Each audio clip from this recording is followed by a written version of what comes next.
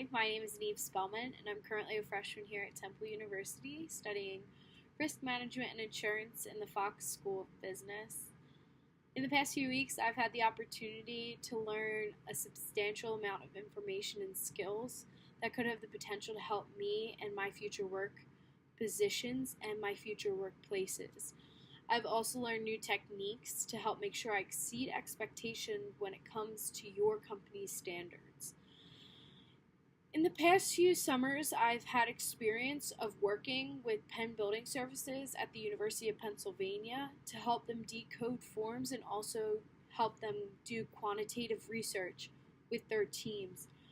It was actually a very insightful experience for me because I learned more about their teamwork and how they only take diehards on their team. I also had vast leadership positions throughout my high school career, being the Vice President of Student Council, the Vice President of the Community Service Corps, an activity representative, and also a student representative.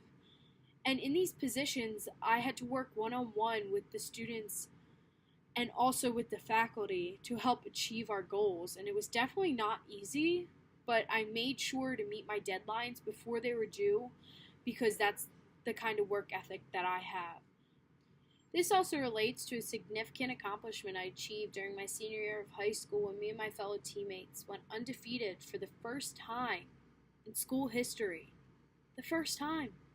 And we won the Philadelphia Catholic League field hockey title over Archbishop Carroll, one of our arch rivals. Maslow's hierarchy of needs theory was a topic we covered in class, but I also thought that it really did relate to this subject of us winning the Catholic League title. Because the week leading up to the game, our team had to make sure our physiological needs were met.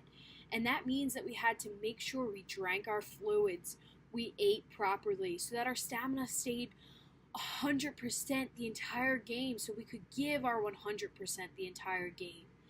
Also leading up to the game, our school, our parents, our community, our friends, and our coaches, they were all motivating us to perform to our best ability from the minute we stepped on the field to the minute the last whistle was blew in the game.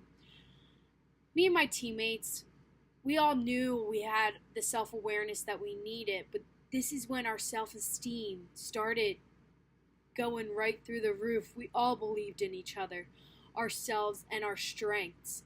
We knew we had transformational leaders on our team, whereas Carol's team, they had transactional leaders.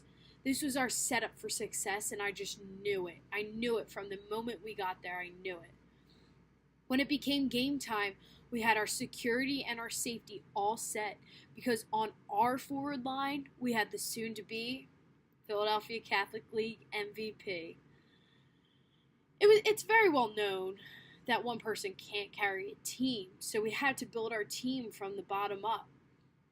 And our team, we're like a flat organization, so say. We can talk to our coaches one-on-one. We can talk to our captains. We can talk to our fellow teammates, and there will not be an issue, and you don't have to pass it down the line. Whereas Archbishop Carroll, they had a tall organization, so say. They had to ask one other person who would ask the assistant coach, who would then ask the other assistant coach, who would then ask their head coach. Throughout the game, we knew we made a large amount of program decisions, but during that time, you could tell that Carroll's team had organizational politics going on. Our self-actualization kicked in when our coach called a timeout with 7 minutes left of the game. 7 minutes left. And we were down 2-1 to Carroll.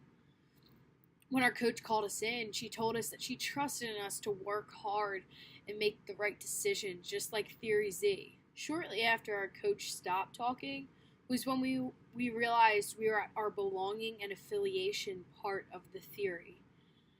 After our timeout, we all came together as one, and one of the girls turned to us and she said, "We are not walking off this field losing this game. We are absolutely not. We are walking off as winners today." And when we all walked away, we all turned and we all got this motivation that kicked in. More motivation. We are putting everything into these last minutes, she also said. As we all ran out onto the field and time started running down, we all got more and more nervous. Time was just crunching and crunching, and as 1 minute drew near, I looked over at Carol's bench as they were all standing up, cheering. Yes, we won! I can't believe it! Because they were up 2-1 with 1 minute left of the game. We suddenly got the ball back into Carol's circle, and with 17.3 seconds left of the game, we tied it. The Carol's girls, they all dropped. They were like, what just happened? I can't believe it. And our team came together. That's when we really meshed. We all became one. This sent the game into sudden death overtime, where we won with only a minute into the game's overtime. This brought me back to the Wall Street Journal article I read, Teamwork Raises Everyone's Game by Scott Throom. And throughout this article, he talked about how if you don't work as a team, you will never succeed. And that's completely true with anything in life. As one of my coaches once said, if you're one pencil, you can snap easily. But if you're a whole bunch put together, you can't break. He also stated how you always should work proactively and do not celebrate before the job is done. This also related to my story when the Carroll girls celebrated off their bench when they hadn't even won the game yet. There was still a minute left. There was still time for us to score to put the game into overtime. He was absolutely right with this statement.